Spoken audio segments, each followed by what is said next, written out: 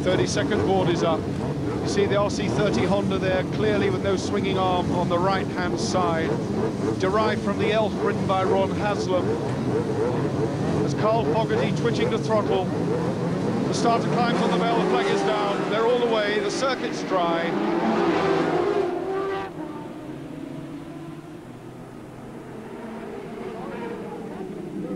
Heading down into Gerard's, very tightly packed, sweeping right-hander, and it is indeed Morrison leading already, so Morrison takes the lead. 16 laps to go, Brian Morrison leading from Carl Fogarty. Fogarty number 18 in second place. Honda leads Honda into the Lake S's. Hurst in third on the Kawasaki. Number 2, Steve Hislop, also well up. But Brian Morrison looking for another win. Roger Hurst looking around the outside, taking the wide line, as is his customary position there, into the chicane. Morrison, Hurst, Fogarty.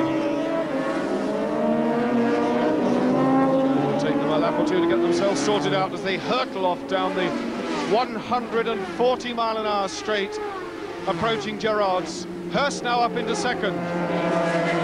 Jamie Whittam in third.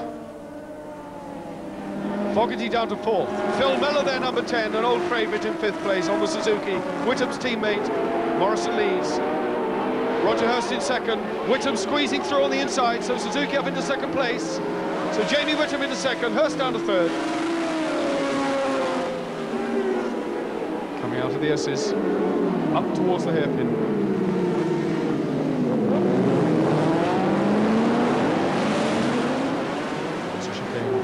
Jamie Whittam breathing down Morrison's neck. 16 laps to go, or rather 15 laps to go, so he should take it fairly steadily, not do anything silly in this early stage of the race. Steve Hislop, number 2, coming through there. Morrison. Jamie Whittam. Team manager Mick Grant will be rubbing his hands and crossing his fingers for this young man. So Honda leads Suzuki, leads Kawasaki, and Honda in fourth place. But Whittam not giving an inch. Breathing down Morrison's exhaust pipe and looking at the inside line as they approach the hairpin, but there's no room. Morrison lays the bike down, closes the door on Jamie Whittam. Roger Hurst still taking that wide line. Morrison, a very capable, competent rider, currently leading the championship, as I say, sitting on 43 points. Jamie Whittam on 26, so he valuably needs the points, desperately wants to get some points to pull Morrison in. If there's any chance at all of him clinching this title, he has to get a few wins under his belt. Winner last week at Snitterton, race of the aces. Morrison looked over his left shoulder, but Whittam was on the right-hand side, still looking at the inside line. Riding very sensibly, 750cc machines, 4-stroke power. A slide, rear wheel, hard braking for Whittam, the back end snaking all over the track as he locks up the rear wheel, causing him to go a bit wide and upsetting his line for the chicane, but through the chicane safely. Darren Dixon in fourth place now with Hurst. The lap record currently standing at 50.9 seconds. We need to set the watch to see just what they're doing on the timing. As soon as I have that, I'll bring it to you. Race leader Brian Morrison on the Honda. Very calm. Will he have another look over his shoulder? He knows that Jamie is there, and he certainly is. Jamie Whittam on the white line, very tight on that bend. Through the S's, side by side up to the hairpin, looking now around the outside, front brake hard on.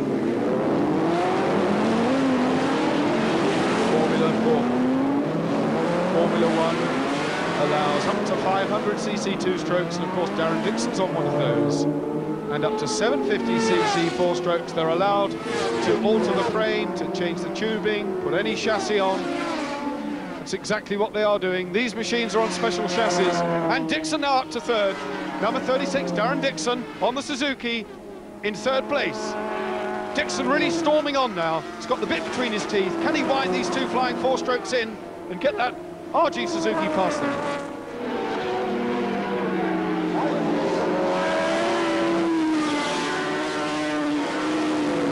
Darren Dixon you're looking at now, formerly a sidecar driver.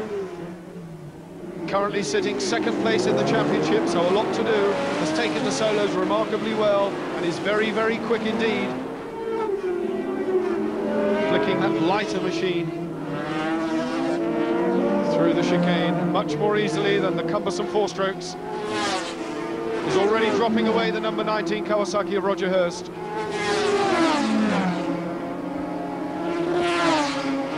Watching the riders come into Gerrard's. 100 plus miles an hour around there. Into Steb Straight. Whittam chasing Morrison. Dixon in third, Roger Hurst in fourth, Phil Mellor there in fifth, and Carl Fogarty now down to sixth place. The battle really on for first and second. Locking up that rear wheel again, Jamie Whittam.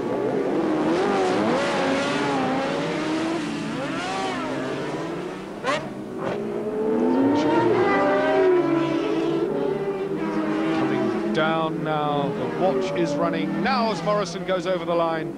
We'll see how close he's getting to the lap record next time round. Number 12 coming through there, Simon Buckmaster on the Norton holding a good place. 11th place Buckmaster.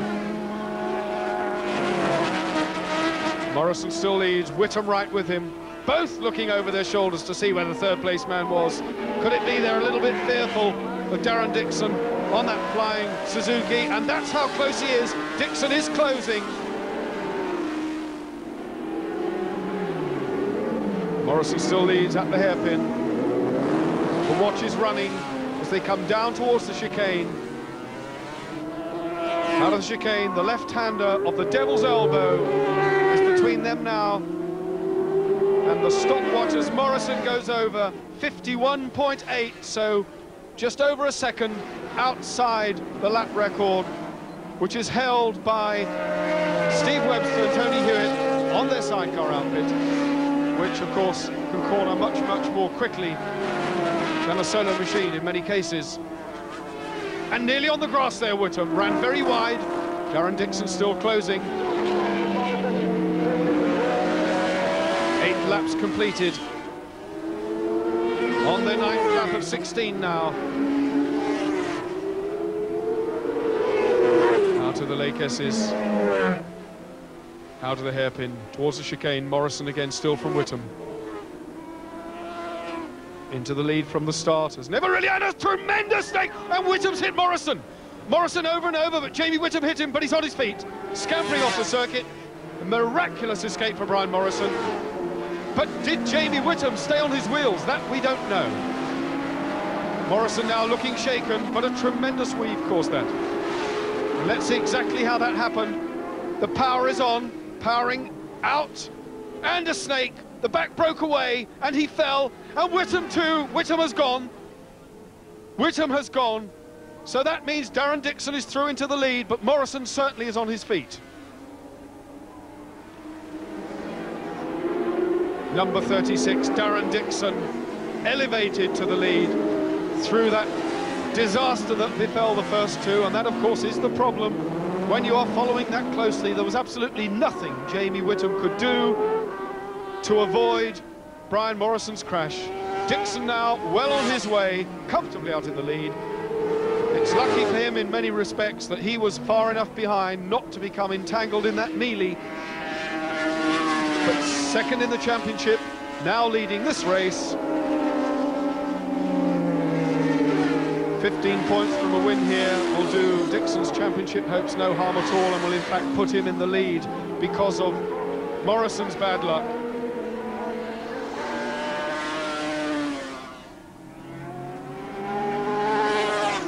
And in second place now it's Roger Hurst, and Phil Mellor, of course, up to third. Carl Fogarty in fourth, so Mellor now looking for a way past the Kawasaki of Roger Hurst, which is sitting in second. 10 laps gone, 6 more to do.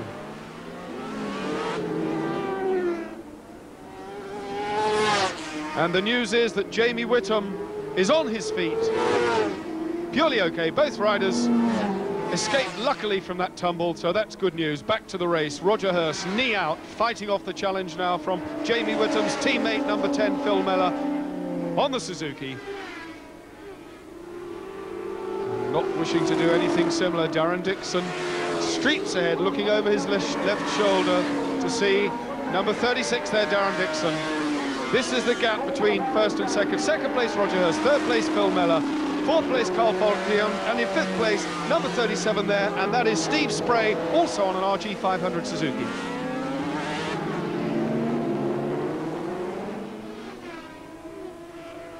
Out of the chicane. A comfortable race ahead of him now, a clear track, ideal racing conditions. Coming up among the tail-enders. A tricky time, lapping tail-enders. Has to stay out of their way. Hurst comfortably in second.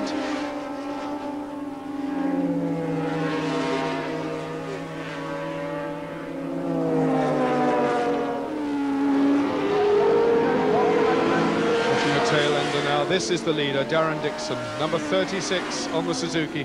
Second and third, 19, Roger Hurst. And number 10, Phil Mellor, in a tooth and nail tussle as they come out of the Lake S's up towards the hairpin. Mellor, a very experienced rider.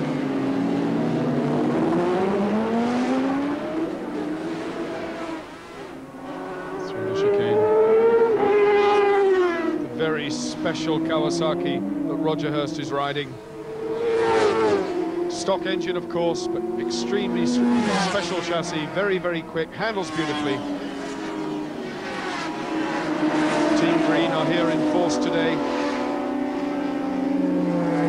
The two riders have given a really good account of themselves as Mellor looking for a way past. There's a tail ender ahead of Roger Hurst now. Could well balk him, but no, he's safely passed, and so is Mellor.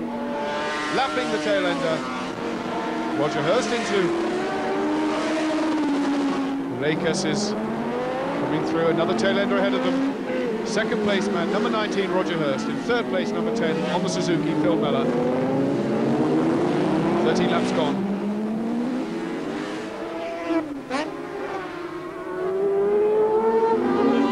Ideal racing conditions, a sun-soaked Mallory Park. The superior power of Hurst Kawasaki rocketing past the tail ender there. Phil Mellor goes the other side.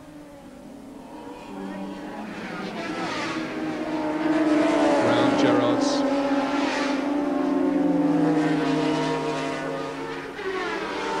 Here's the race leader, number 36, Darren Dixon. Second place in the championship, looking for 15 points. Beautifully clean ride.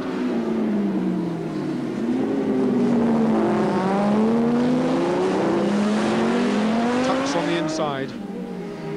Well among the tail enders now.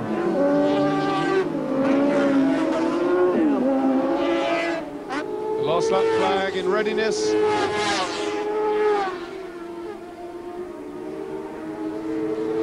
Second and third place men over the line. Roger Hurst still ahead of Phil Mellor, comfortably in second. But Mellor, a wily campaigner, could have saved something for the last lap. Dixon on his last lap. Heels the Suzuki over, very rough there going into that corner. And the Lake S's up towards the hairpin for the last time. Round the outside, the back wheel of the Suzuki leaving the ground and snaking with hard braking there as he looked over his shoulder. Round the chicane, out of the Devil's Elbow. For the last time, the checkered flag is out. Darren Dixon, number 36, over the line. Waiting now for the Kawasaki of Roger Hurst, almost through. In second place was Phil Mellor, but Hurst got it. Mellor in third. Carl Fogarty was in fourth. And Steve Hislop on the Honda, over the line in fifth place. The leader, the winner rather, Darren Dixon, in first place. In second place, Roger Hurst on the Kawasaki. Third, Phil Mellor. Fourth, number 37, Steve Spray. Then was Carl Fogarty, number 18. And Steve Hislop, bringing up sixth place on the Honda, was number 2. And luckily, no injuries resulted from that spectacular prang, which gave Dixon his victory.